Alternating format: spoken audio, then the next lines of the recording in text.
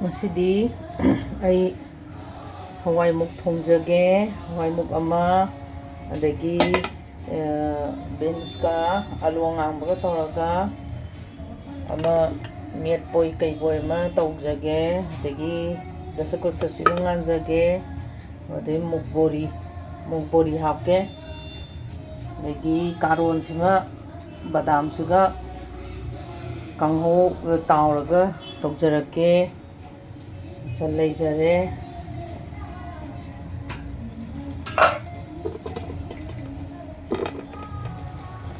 ꯂꯩꯖꯔꯒꯦ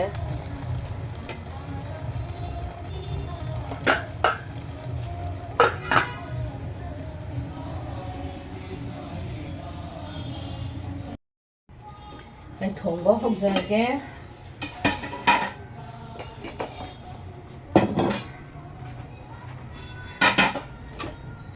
ꯏꯔꯣꯡꯕꯁꯦ ꯍꯥꯟꯅ ꯀꯥꯝꯒꯦ ꯀꯥꯝꯗꯅꯗꯤ ꯆꯥꯅꯤꯡꯕꯅꯦ ꯑꯗꯣ ꯑꯩ ꯊꯦꯡꯈ꯭ꯔꯦ ꯍꯧꯖꯤꯛꯇꯤ ꯁꯤ ꯍꯥꯟꯅ ꯀꯥꯝꯃꯒ ꯃꯊꯪ ꯇꯧꯖꯔꯛꯑꯒꯦ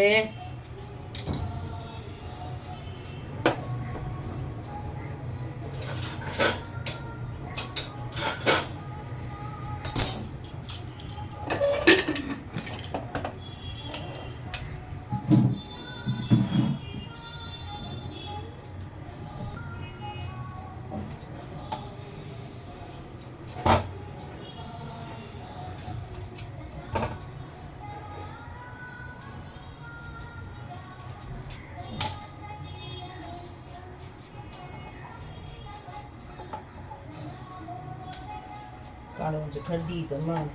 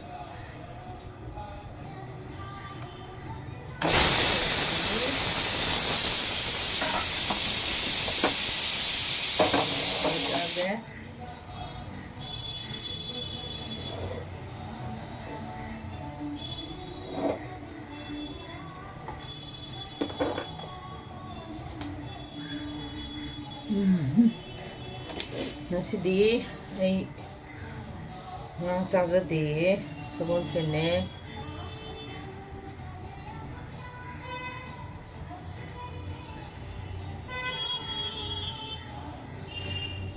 ꯃꯔꯣꯏꯁꯨ ꯇꯥꯎꯒꯦ ꯕꯗꯥꯝꯁꯨ ꯇꯥꯎꯒꯦ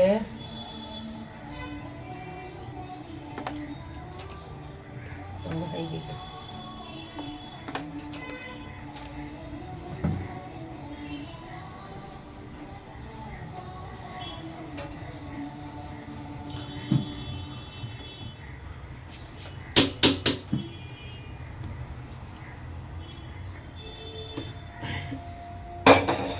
ꯊꯥꯡꯒꯠꯆꯔꯛꯀꯦ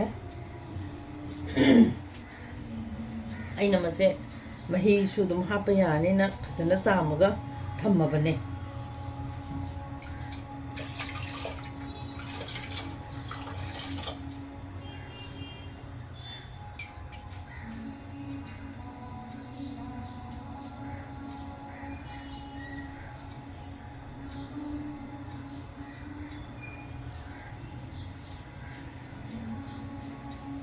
mal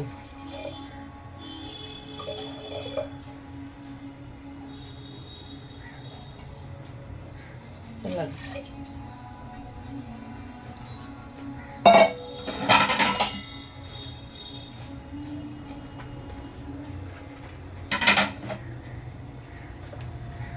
haribo happoge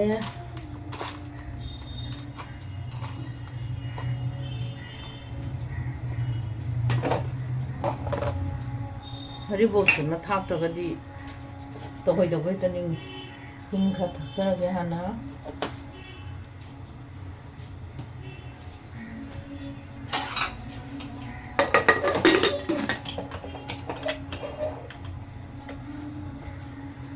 ꯑꯗꯨꯝ ꯇꯥꯎꯔꯒꯦ ꯕꯗꯥꯝꯒ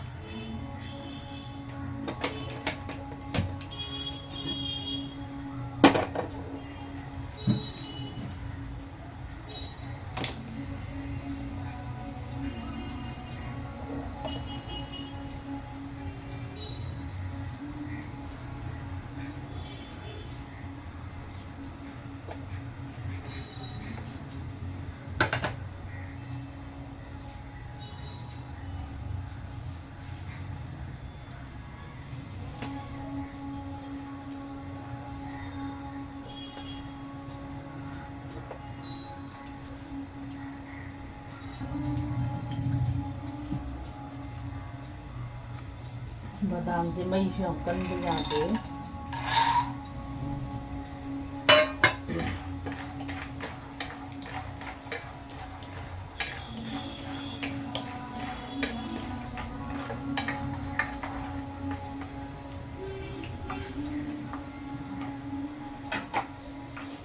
ꯇꯧꯍꯧꯔꯗꯕꯅꯤ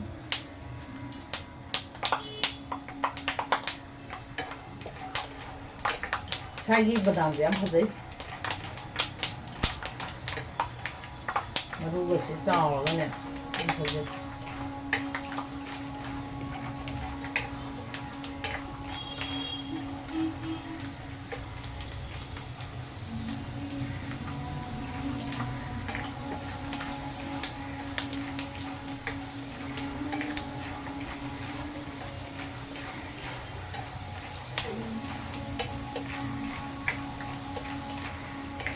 ꯐꯖꯗꯅ ꯕꯗꯥꯝ ꯇꯥꯎꯕꯁꯦ ꯂꯨꯏꯌꯦ ꯍꯥꯕꯅ ꯍꯦꯛꯇ ꯍꯥꯟꯕ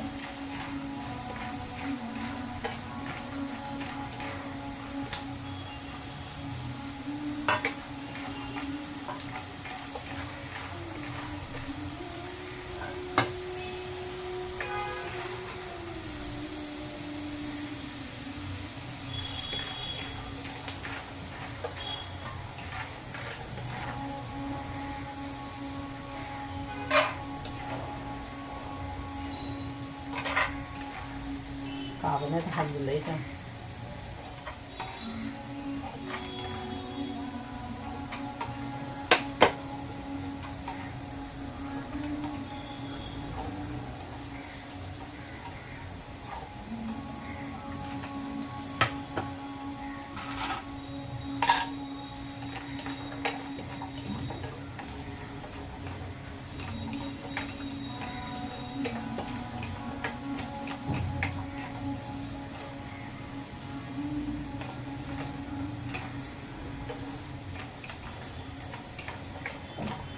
ꯍꯧꯖꯤꯛꯀꯥꯟ ꯕꯣꯔꯤꯁꯦ ꯕꯥꯃꯣꯟ ꯂꯩꯀꯥꯏ ꯕꯣꯔꯤꯅꯦꯁꯦ ꯏꯁꯥꯃꯛ ꯂꯩꯔꯛꯏꯅꯦ ꯌꯥꯗ꯭ꯔꯦ ꯀꯔꯤ ꯌꯥꯟꯕꯅꯣ ꯈꯪꯗꯦꯃꯤ ꯍꯥꯎꯇ꯭ꯔꯦꯕ ꯑꯝꯇ ꯕꯥꯃꯣꯟ ꯂꯩꯀꯥꯏ ꯆꯠꯂ ꯂꯩꯔꯛꯏꯅꯦꯕ ꯑꯩꯅ ꯌꯥꯗ꯭ꯔꯦ ꯍꯥꯎꯇ꯭ꯔꯦ ꯃꯔꯣꯏꯒ ꯃꯣꯔꯣꯛꯀ ꯈꯤꯇ ꯏꯔꯣꯝꯕꯒꯤ ꯂꯧꯍꯧꯈꯤꯒꯦ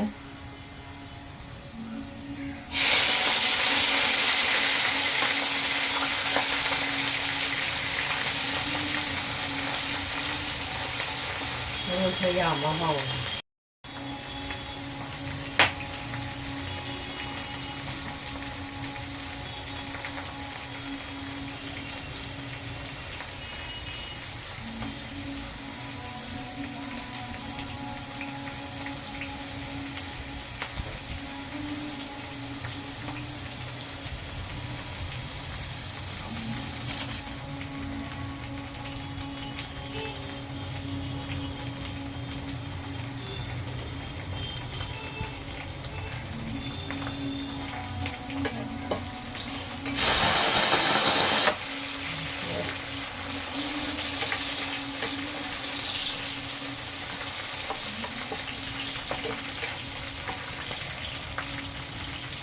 hawaiiसे ꯊꯣꯡꯉꯒ ꯑꯗꯨꯝ ꯊꯝꯕ ꯊꯣꯡꯉꯒ ꯑꯗꯨꯝ ꯊꯝꯕ ꯑꯗꯨꯒꯅꯦ ꯑꯗꯨꯝ ꯃꯨꯜꯂꯝꯅꯦꯕ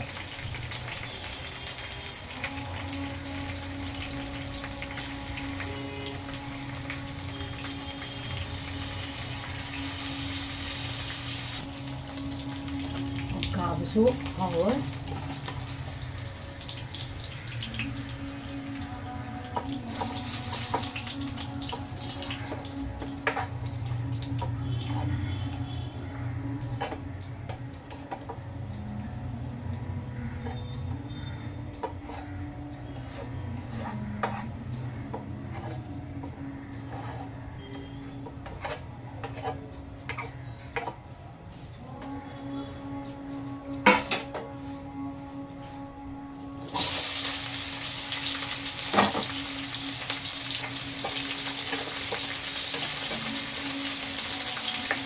하와이 톡톡을 노래. 자, 이거가.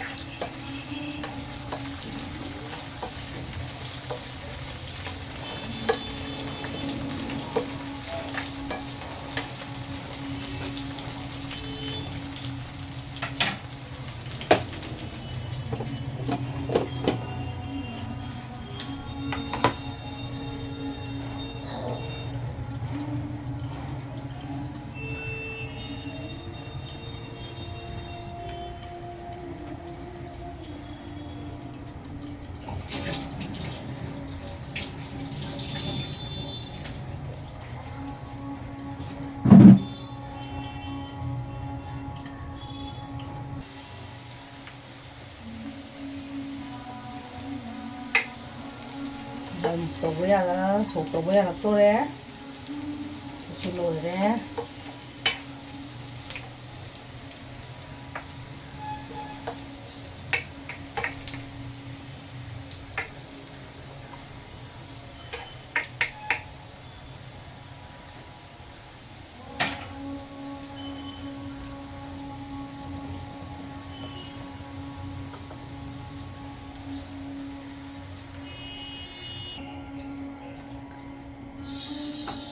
Tàu bữa đấy.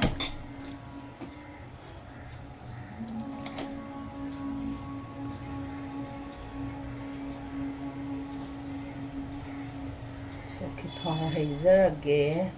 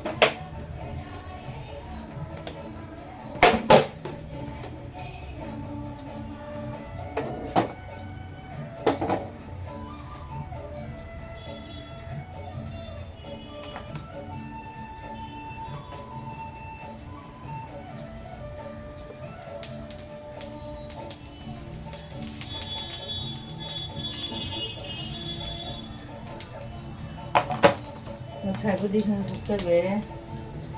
복잡해.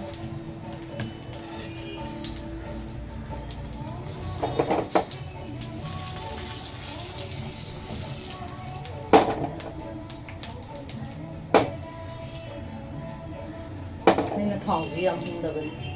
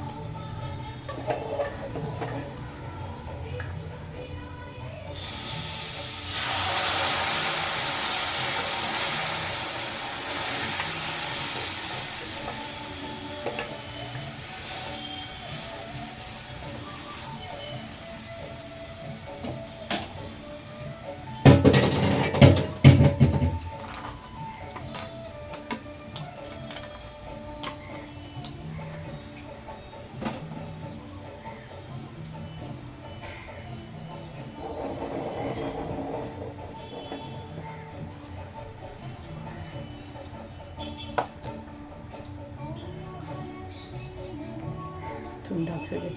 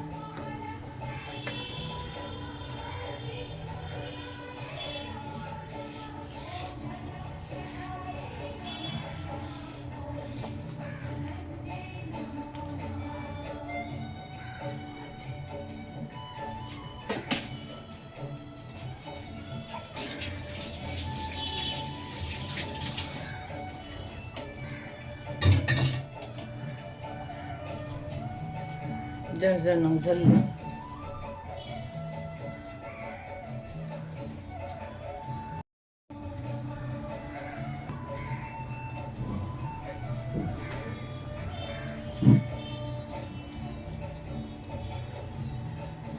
이건 닭살게.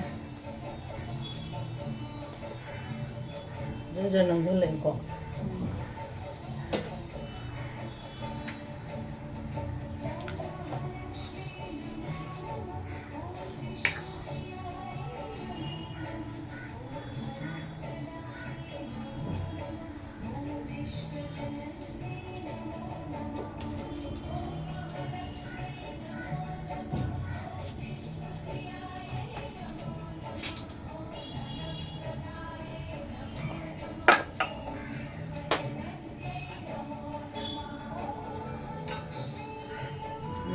घी की तो ठाके ये अब बता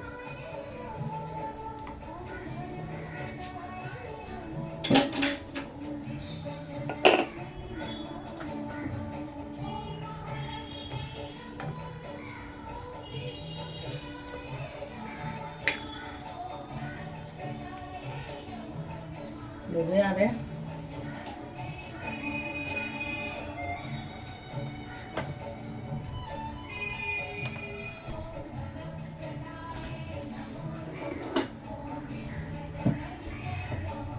좋은 저렇게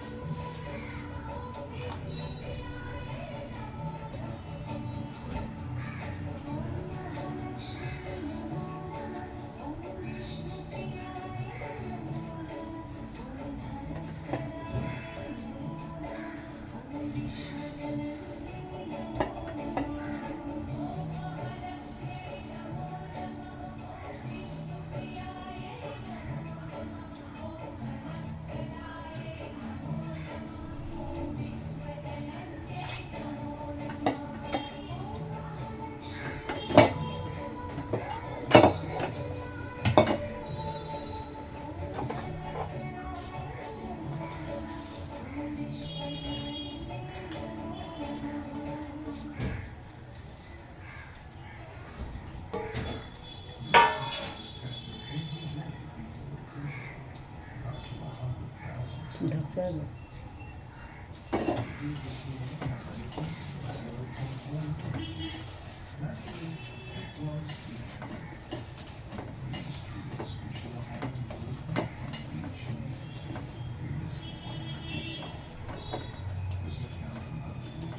ꯑꯂꯨ ꯑꯉꯥꯡꯕ ꯐꯪꯉꯤ ꯁꯤꯗ ꯈꯔꯗꯤ ꯆꯥꯎꯕ ꯃꯍꯥꯎꯗꯤ ꯃꯥꯟꯅꯩ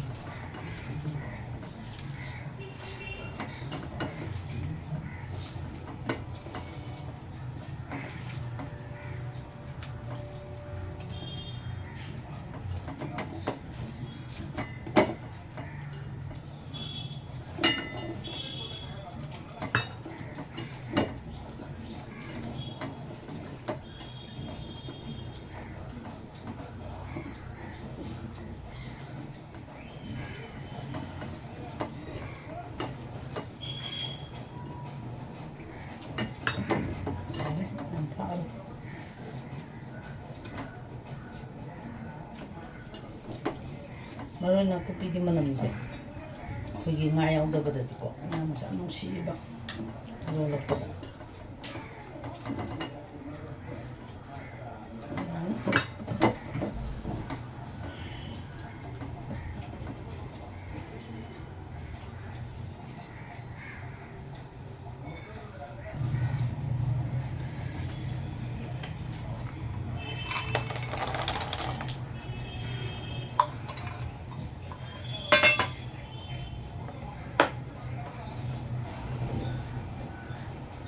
ꯃꯔꯨ ꯃꯔꯥꯡ ꯈꯔ ꯆꯥꯏꯖꯔꯦ ꯃꯣꯔꯣꯛ ꯀꯨꯞꯄ ꯈꯔ ꯆꯥꯏꯖꯔꯒꯦ 이렇게 ꯊꯨꯝꯒ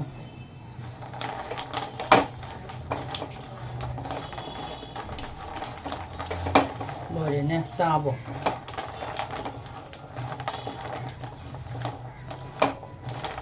ꯂꯣꯏꯔꯦ ꯆꯥꯛ ꯂꯣꯏꯖꯔꯦ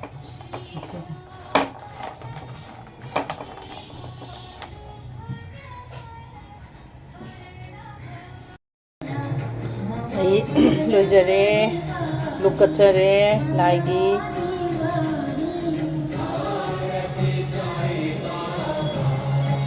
ꯑꯩ ꯂꯨꯛꯁꯦ ꯑꯅꯤꯅꯤ ꯀꯠꯆꯩꯌꯦ ꯒꯣꯄꯥꯜ ꯗꯦꯕꯒꯤ ꯁ꯭ꯔꯤ ꯍꯔꯤꯒꯤ ꯑꯃ ꯑꯗꯨꯒ ꯁꯥꯏ ꯕꯥꯕꯥꯒꯤ ꯑꯃ ꯀꯠꯆꯩꯌꯦ ꯁꯒꯣꯜꯁꯦꯟ ꯈꯨꯗꯤꯡꯒꯤ ꯁꯤꯅꯅꯦ ꯑꯩꯅ ꯂꯩꯕꯥꯛ ꯃꯔꯥ ꯏꯪꯅ ꯇꯞꯅ ꯄꯥꯟꯕ ꯑꯣꯏꯔꯁꯅꯨ ꯑꯩ ꯃꯐꯝ ꯏꯕꯨꯡꯉꯣꯒꯤ ꯃꯐꯝꯗ ꯅꯤꯖꯔꯤ ꯑꯩꯈꯣꯏ ꯃꯅꯤꯄꯨꯔꯗ ꯏꯪꯅ ꯆꯤꯛꯅ ꯄꯥꯟꯕ ꯉꯝꯕ ꯍꯥꯏꯕꯗꯣ ꯄꯤꯅꯕꯤꯌꯣ ꯍꯥꯏꯗꯅ ꯑꯩꯅ ꯒꯣꯄꯥꯜ ꯗꯦꯕꯗ ꯅꯤꯖꯔꯤꯌꯦ ꯁꯥꯏ ꯕꯥꯕꯥꯗ ꯅꯤꯖꯔꯤꯌꯦ ꯀꯠꯄ ꯉꯝꯕ ꯑꯣꯏꯖꯒꯦ ꯑꯗꯒꯤ ꯍꯦꯟꯅ ꯉꯝꯕ ꯄꯤꯅꯕꯤꯌꯣ ꯑꯩꯒꯤ ꯒꯣꯄꯥꯜꯁꯦ ꯅꯨꯡꯁꯤꯗ꯭ꯔꯥ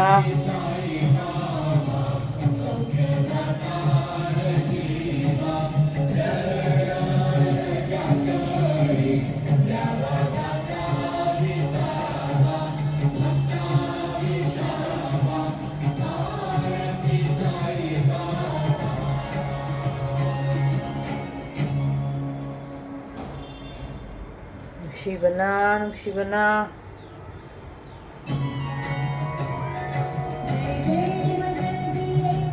ꯊꯧꯖꯥꯟꯕꯤꯌꯨ ꯃꯅꯤꯄꯨꯔꯗ ꯂꯩꯕ ꯏꯔꯩꯆꯥ ꯄꯨꯝꯅꯃꯛꯄꯨ ꯊꯧꯖꯥꯟ ꯄꯤꯅꯕꯤꯌꯨꯀꯣ ꯂꯩꯕꯥꯛ ꯃꯔꯥ ꯏꯪꯅ ꯇꯞꯅ ꯄꯥꯟꯕ ꯉꯝꯕ ꯄꯤꯅꯕꯤꯔꯣꯀꯣ ꯊꯧꯖꯥꯟꯕꯤꯌꯨꯀꯣ ꯄꯨꯝꯅꯃꯛꯄꯨ